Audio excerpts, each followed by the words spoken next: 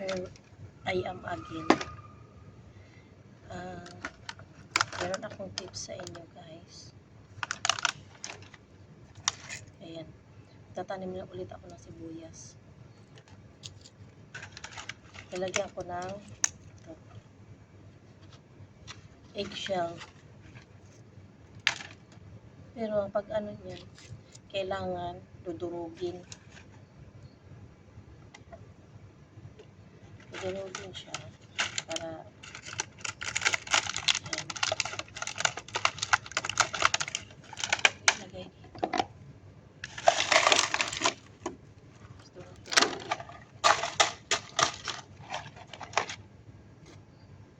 So, mainit na dito na side. Taray ko.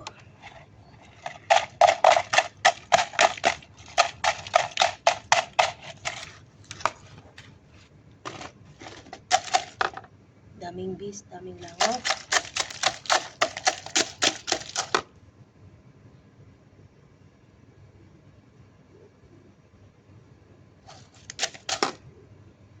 Papasok yung langaw sa ilong. Ay, bees pala.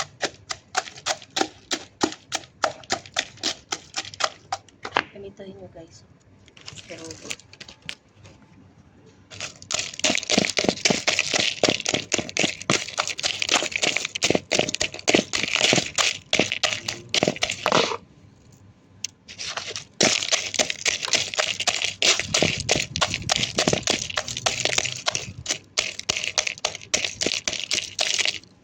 yan. Kapag durog na siya, ilalagay na sa mga tinanim. Vitamins daw ito.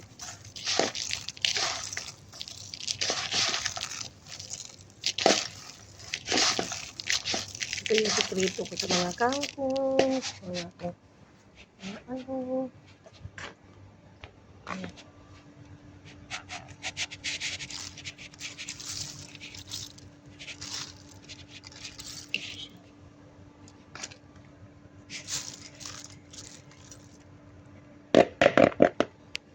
Ayan.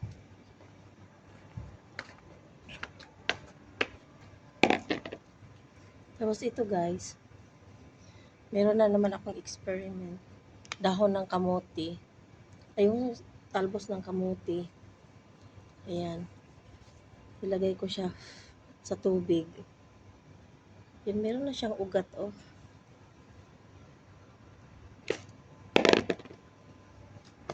Kung nakikita ninyo ito guys. Yan. May puti na siya doon na ano. Kita ko sa inyo ha.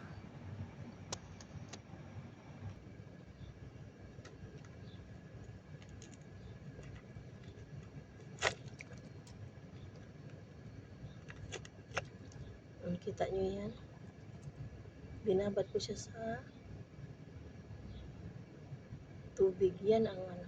3 days lang siya. Meron na siyang ganyan.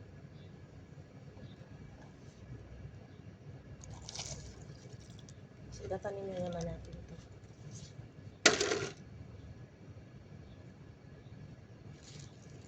Ayan po. May bagong experiment ako. Binabad ko muna ng 3 days sa ano. Buti yung tinanggalan ko ng ano dahon yung talbos ng kamote. Ayan. Tapos meron na siyang ugat. May puti na siya na ugat. Lumabas. Saka ko na ibinaon dito. Ayan. Tsaka dito pa. Ito yan. Ito. Tapos mag-update ako sa inyo guys pagka ano, maka-harvest na naman uli. Sana all. Ayan. Hello mga ka-team adik. Hello, how are you everyone? Oh, nagkumusta pa, nag-hi ako sa inyo ha. Tapos, maghanap ako ng mataniman uli ng bawang.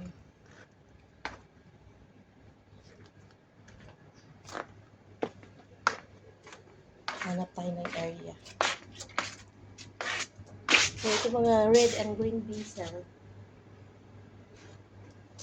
Saan ba? Dito tayo magtanim dito. Ayan. nyo yan, oh. Yan. Ito natin itanim ngayon.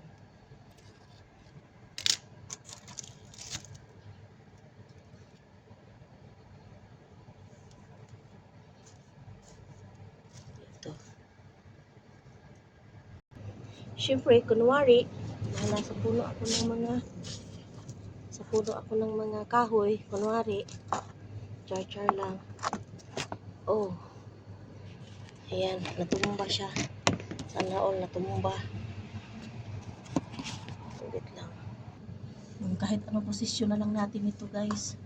Basta ang ending, the beginning at saka ending, nagtanim ako. Ayan, nagbukay ako dito na side. Basta makakita ako ng lupa, guys. Na mayroong hindi pa nataniman. Tataniman ko talaga yan. Para yung mag-harvest ako ng dahon lang ng onions, ganito. Pag di, syempre, gulay na. Gulay is life. Kasi healthy naman ito. May health benefits naman ito. Lalagay natin sa morning sa itlog. Tapos meron na yan, oh. Tapos, yan. Tatabunan ng ganito. Ang init na ngayon dito na side.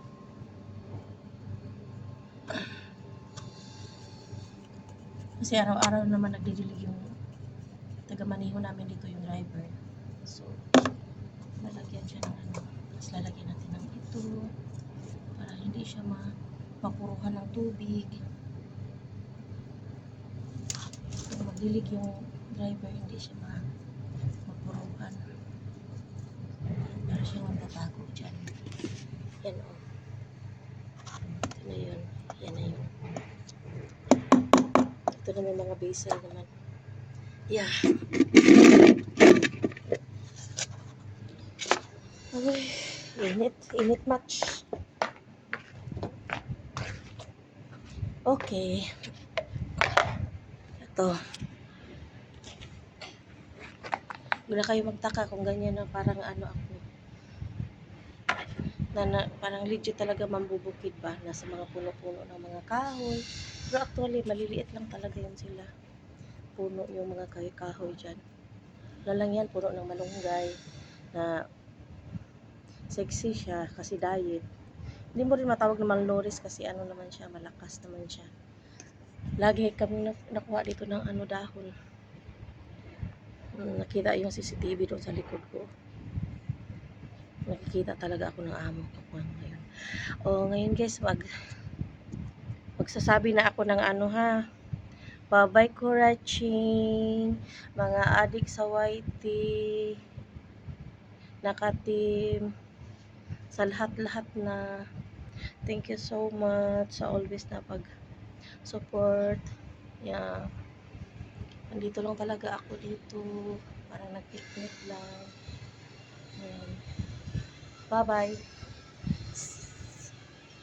See you all guys. My next vlog. Bye.